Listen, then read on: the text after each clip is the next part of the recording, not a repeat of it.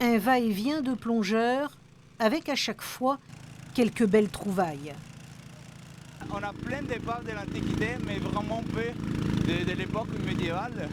Et celle-là, cette épave est incroyable pour rapport à l'architecture navale, en fait, parce qu'il y a vraiment peu de bateaux si bien conservés.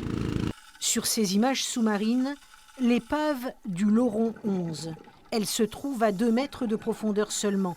Depuis sa découverte en 2010, elle continue de révéler ses secrets. On est sur une épave entre 1450 et 1630.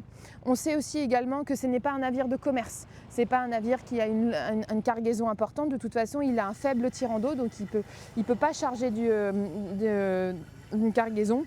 Il risquerait de couler. Donc on est plutôt sur un navire de travail et on suppose un navire de pêche.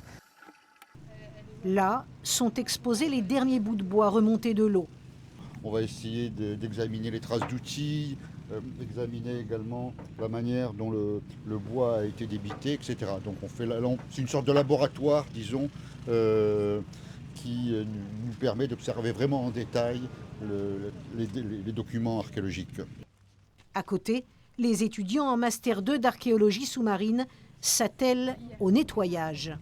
Pour que ça soit bien nettoyé, on surélève un peu la table pour que ça fasse effet toboggan, et ensuite avec un jet d'eau ici, sous pression et une brosse à dents, on humidifie le tout et on passe à la brosse à dents pour enlever le sable délicatement. À Martigues, l'Anse des Laurons est connue pour avoir livré plusieurs épaves antiques, 11 au total. Mais cette épave-là est la première d'époque moderne. Pour ce chantier école, il s'agit de la 4e campagne de fouilles.